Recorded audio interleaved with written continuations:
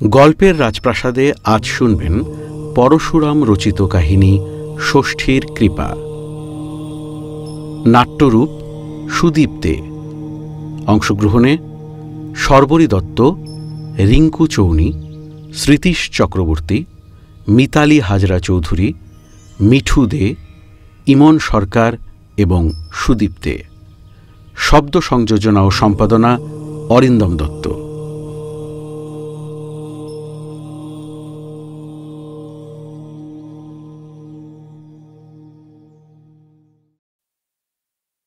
গোকুলচন্দ্র গোস্বামী, শেওড়াগাছির sub registrar.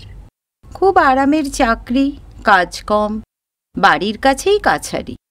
তিনি পণ্ডিত লোক, অনেক শাস্ত্র পাঠ করেছেন, বাংলা ইংরেজি নভেলও পড়েছেন বিস্তর। অবস্থা ভালোই। দেবত্র সম্পত্তি আছে, বেনামে তেজারতি কারবারও চালান।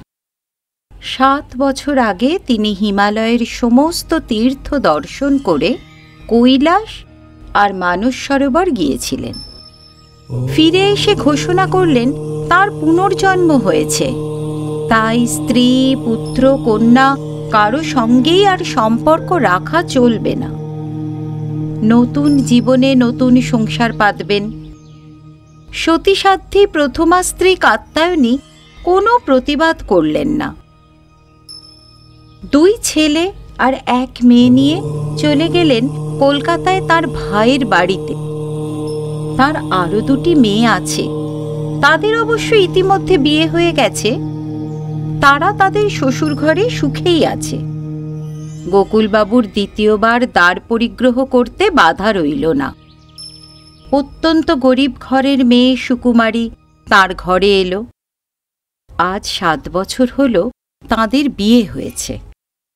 ষষ্ঠী পুজোর পর সুকুমারী তার ছেলেকে পিঁড়ির উপর রেখে স্বামীকে প্রণাম করে পায়ের ধুলো নিল। সুকুমারীর বয়স এখন 24। তার স্বামী গোকুল গোস্বামীর 54। গোকুলবাবু বললেন, কি চমৎকার দেখাচ্ছে তোমাকে, যেন উর্বশী সদ্য স্নান করে উঠে এলেন। সুকুমারী হাত জোর করে বললে, তোমার পায়ে পড়ি, এবার আমাকে রেহাই দাও। 7 বছর তোমার কাছে এসেছি, তার মধ্যে এই নিয়ে 6টি সন্তান প্রসব করেছি। 5টি গেছে, কেবল এটি এখনো বেঁচে আছে। আমি যে আর পারি না, শরীর ভেঙে গেছে। আবার যদি পোয়াতি হই, তখন আমি নিজেও মরব, এ খোকাও মরবে। বালাই 60, মরবে কেন? সন্তান জন্মায়, বাঁচে, সবই শ্রী ভগবানের ইচ্ছে, অর্থাৎ পূর্বজন্মের কর্মফল। আমি স্পষ্ট দেখতে পাচ্ছি তোমার ফাঁড়া কেটে গেছে, এখন আর কোনো ভয় নেই। মিথ্যে আশ্বাস দিয়ে আমাকে ভুলিও না। কাগজে পড়েছি তো, জন্ম নিয়ন্ত্রণের উপায় বেরিয়েছে। দিল্লির মন্ত্রীরা উপায়টা ভালো বলেই মনে করেছেন। এত খবর রাখো, আর এই খবরটা রাখো না। কলকাতায় গিয়ে মন্ত্রীদের কাছ থেকে শিখে এসো। তারা ছাই জানে। তবে বড় মন্ত্রীকে জিজ্ঞেস করো, তিনি তো ডাক্তার। পাগল হয়েছ নাকি সুকু? ছি ছি ছি, নিষ্ঠাবান ব্রাহ্মণ বংশের কুলবধূর মুখে এই কথা বলে না, অল্প বিদ্যা ভয়ঙ্করী। এইটুকু লেখাপড়া শিখে আর 2 পাতা খবরের কাগজ পড়ে এই সব পাপ জ্ঞান ঢুকছে তোমার মাথায়? কৃত্রিম উপায়ে জন্মরোধ করা একটা মহাপাপ, তা জানো? প্রজা সৃষ্টির জন্যেই ভগবান স্ত্রী পুরুষ সৃষ্টি করেছেন।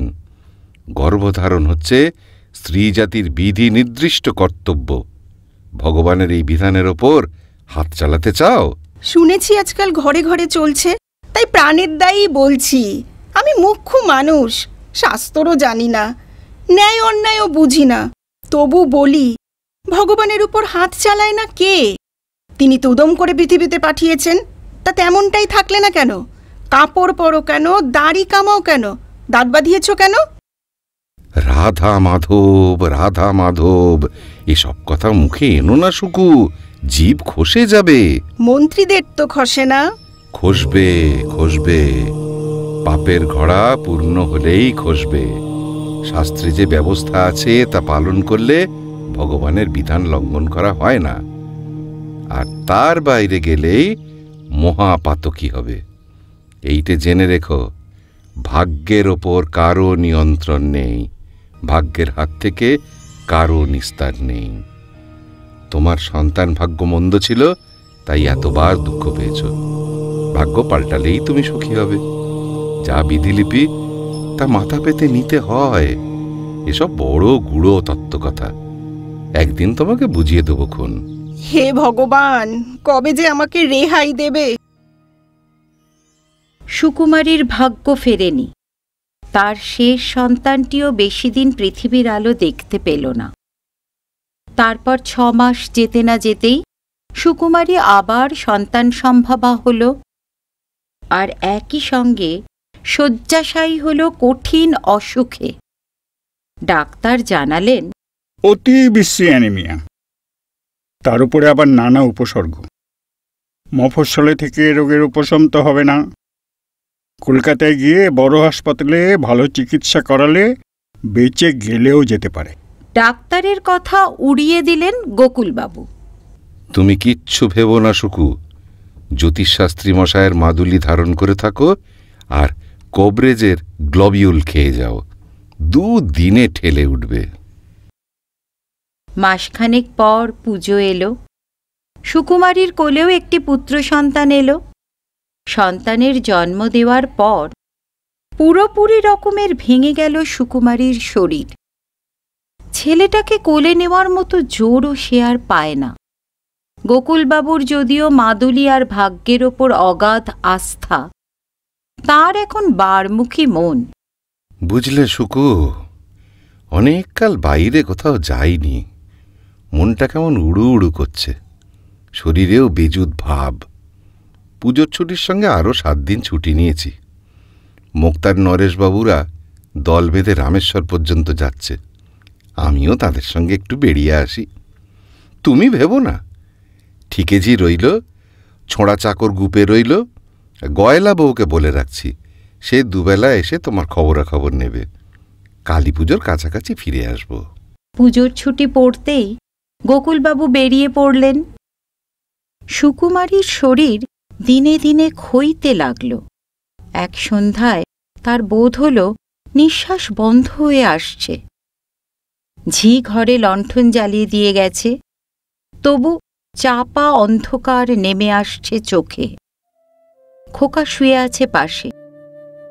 তার মাথায় হাত রেখে সুকুমারী মনে মনে বললে, মা জগদম্বা, আমার যাবার সময় হয়ে এলো।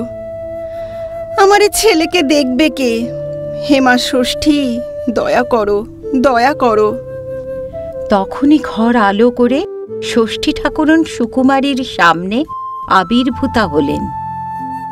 মধুর স্বরে প্রশ্ন করলেন, কি চাও বাছা?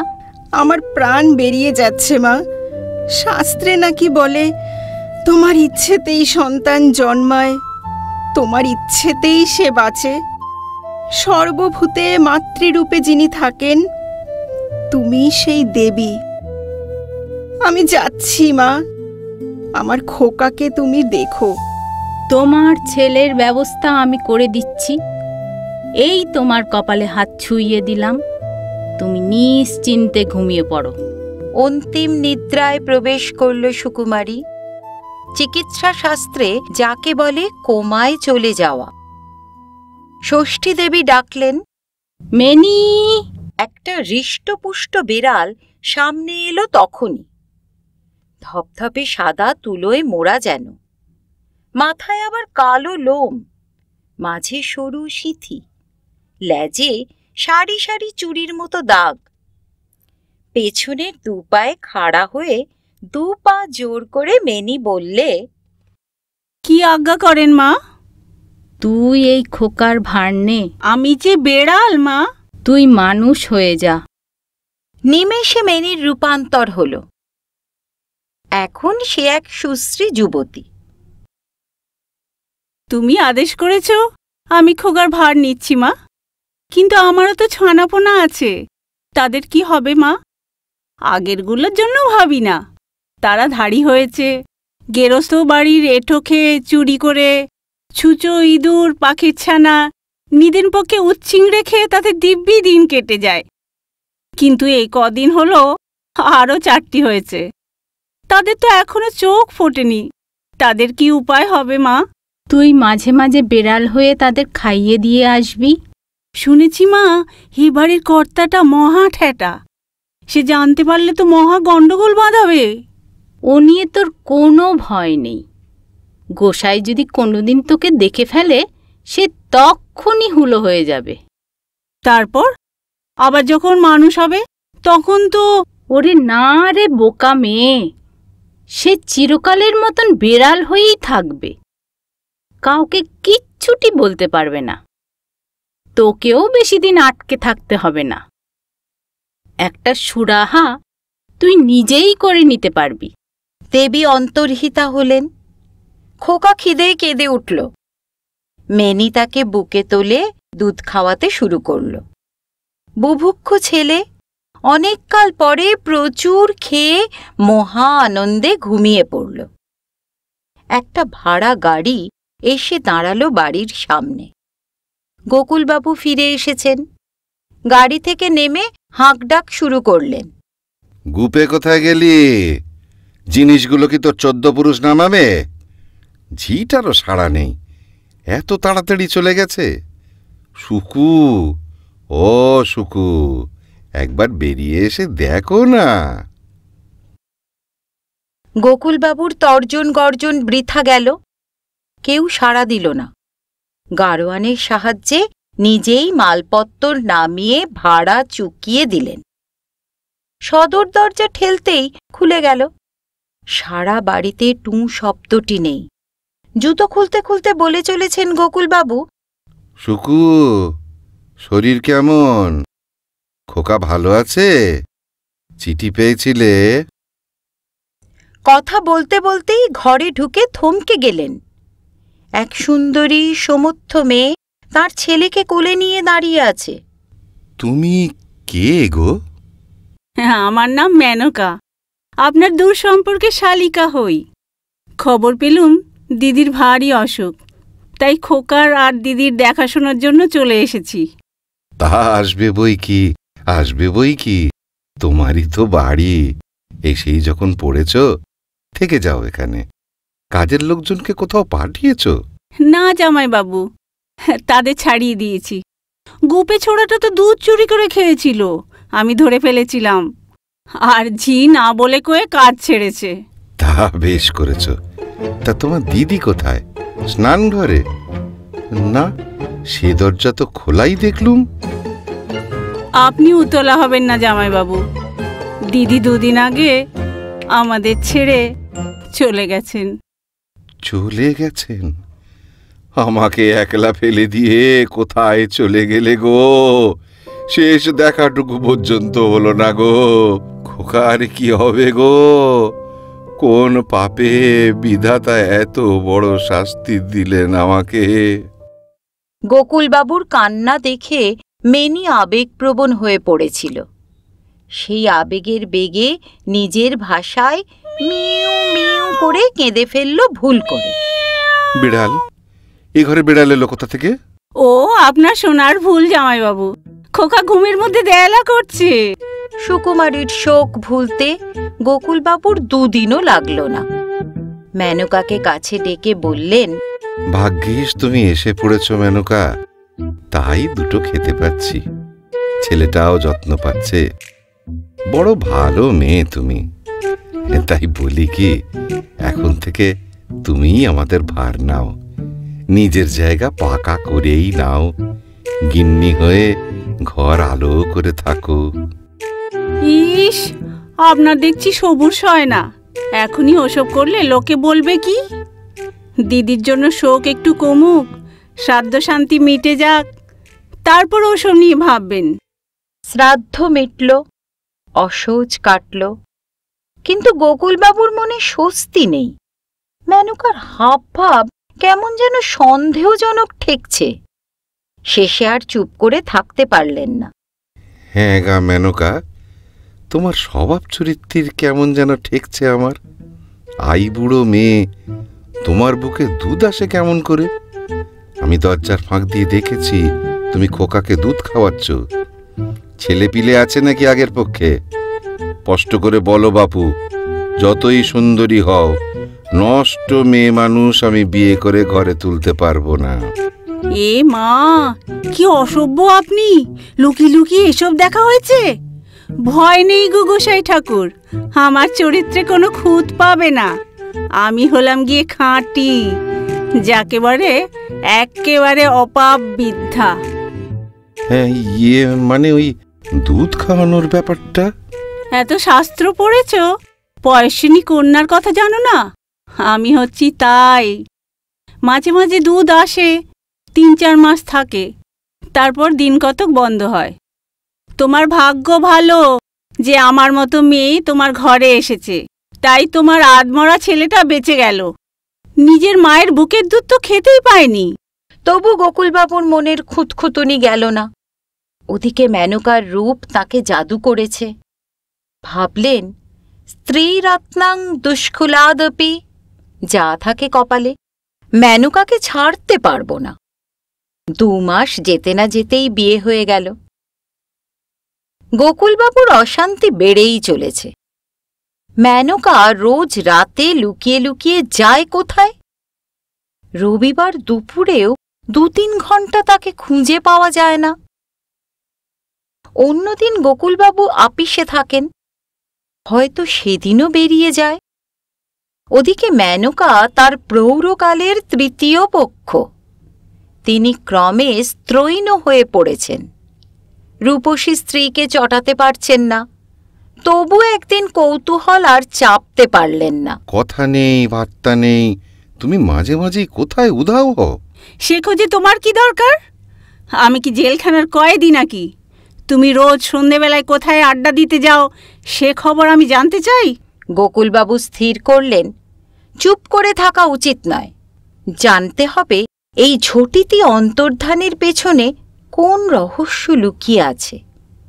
তিনি একটি টর্চ কিনে শোবার ঘরে লুকিয়ে রাখলেন। এমন জায়গায় রাখলেন যেন মেনকা টের না পায়, আবার তিনিও দরকারে চট করে হাতে পেয়ে যান। রাতে তিনি ঘুমের ভান করে শুয়ে রইলেন। মেনকা দুপুর রাতে বিছানা থেকে উঠে নিঃশব্দে বাইরে গেল। গোকুলবাবু খালি পায়ে তার পিছু নিলেন। উঠোন পার করে খিড়কির দরজা খুলে মেনকা বাড়ির পেছন দিকের একটা ছোট্ট চালাঘরে ঢুকল। ওখানে ওর কি কাজ? ওখানে তো কাঠ, কয়লা আর ঘুঁটে থাকে। মেনকার পরনে সাদা শাড়ি, অন্ধকারেও তাই তাকে স্পষ্টই দেখা যাচ্ছে। কিন্তু চালাঘরের ভেতরে যেতেই সে অদৃশ্য হয়ে গেল। টর্চের আলো ফেললেন গোকুলবাবু। মেনকা তো নেই। একটা সাদা বেড়াল শুয়ে আছে, 4টে ছানা তার দুধ খাচ্ছে। চারিদিকে আলো ঘুরিয়ে গোকুলবাবু ডাকলেন, মেনকা। মিয়াও। এই তো আমি, চেঁচিও না, আমার বাচ্চারা চমকে চমকে উঠছে। মেনকার রূপান্তর দেখে গোকুলবাবুর মাথার মধ্যে সব তালগোল পাকিয়ে গেল। হাত থেকে টর্চ খসে পড়ল। তবু অন্ধকারেও তার বুঝতে অসুবিধে হল না। তিনি ভয় পেলেন না, আশ্চর্যও হলেন না, শুধু বেজায় মর্মাহত হলেন। হে রাধা মাধব, ব্রাহ্মণের ঘরে শেষে কিনা জারদ সন্তান। এ কি আমার ব্রাহ্মণ রে! নিজের মুখটা তো দেখতে পাচ্ছ না, নিজের পেছনে হাত দিয়ে দেখো না একবার।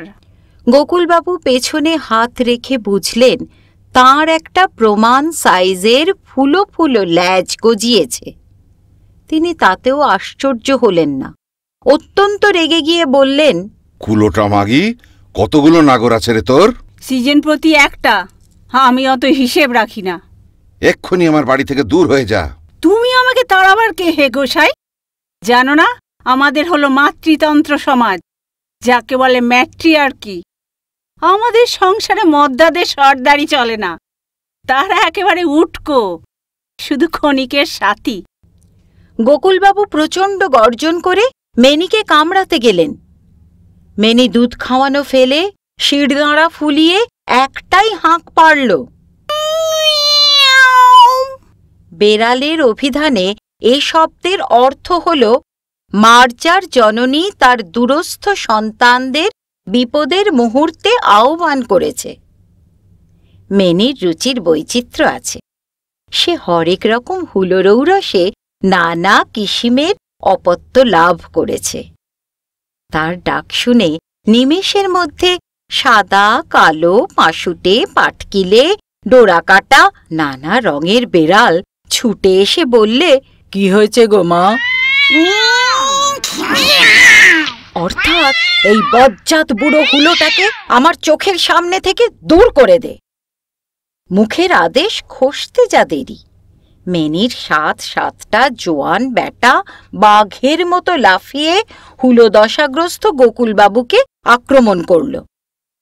সদ্য মার্জার রূপপ্রাপ্ত গোকুলবাবু বেড়ালের যুদ্ধের কসরত কিছুই জানেন না। তিনি ক্ষতবিক্ষত হয়ে করুণ রব করে ল্যাংড়াতে ল্যাংড়াতে পালিয়ে গেলেন। 3 দিন পর গোকুলচন্দ্র গোস্বামীর প্রথমা পত্নী কাত্যায়নী দেবী একটি চিঠি পেলেন। পূজনীয়া বড়দিদি, আমি আপনার অভাগিনী ছোট বোন, তৃতীয় পক্ষের সতীন মেনকা। কাল রাত্রে গোসাই আমার সঙ্গে ঝগড়া করে বিবাগী হয়ে বাড়ি ছেড়ে চলে গেছেন। যাবার সময় পইতে ছিঁড়ে দিব্যি গেলে বলে গেছেন আর কদাপি ফিরে আসবেন না। মনুষ্য সংসারে তার ঘেন্না ধরে গেছে। তার বিষয় সম্পত্তি দেখা আমার সাধ্য নয়। অতএব এই চিঠি পাওয়া মাত্র আপনার ছেলেদের নিয়ে আপনারই বাড়িতে ফিরে আসুন, নিজের বিষয় দখল করুন। সুকু দিদি একটি ছেলে রেখে গেছেন, এখন তার বয়স 9-10 মাস হবে। মা মরা ছেলে, ওকে দেখলেই আপনার মায়া হবে। আমি আর এখানে থাকবো না। আপনি এলেই সব কাজ আপনাকে দিয়ে আমার মায়ের কাছে চলে যাব। ইতি আপনার সেবিকা মেনকা। কাত্যায়নী দেরি করলেন না। পত্রপাঠ ফিরে এলেন স্বামীর ভিটেতে। সুকুমারীর ছেলেকে কোলে নিয়ে বললেন, এই তো আমার ছোট খোকা। মেনকা যাওয়ার জন্য প্রস্তুত। সুকুমারীকে বিয়ে করার পর গোকুলবাবু কাত্যায়নীর জন্য একটা মাসোহারার ব্যবস্থা করে দিয়েছিলেন। কাত্যায়নী মেনকাকে সেই টাকা মাসে মাসে দিতে চাইলেন। মেনকা রাজি হল না। প্রকৃতির নিয়মে তার শরীরে মাছ, দুধের লোভ থাকলেও টাকার লোভ নেই। এমনকি রাহা খরচটুকুও নিলে না। বললে, ও আমার লাগে না। মাঝে মাঝে এসো বোনটি, তোমাকে আমার বড় ভালো লেগেছে। নিশ্চয়ই আসবো দিদি, তবে যাওয়ার আগে একটা কথা বলে যাই। আপনি সধবা মানুষ, কর্তার খবর পান আর নাই পান, মাছ অবশ্যই খাবেন, নয়তো তার অমঙ্গল হবে। আর একটা অনুরোধ আছে, একটা বুড়ো হুলো রোজ এ বাড়িতে আসে, তাকে একটু দয়া করবেন। ভাতের সঙ্গে একটু মাছ আর একটু দুধ দিলেই সে খুশি। খুব যদি ঘেন্নাপীর্তি না করেন তবে একটু গায়ে হাত বুলিয়ে দেবেন, বড় খুশি হয় বুড়োটা। বেচারা ভালোবাসার কাঙ্গাল হয়ে গেছে।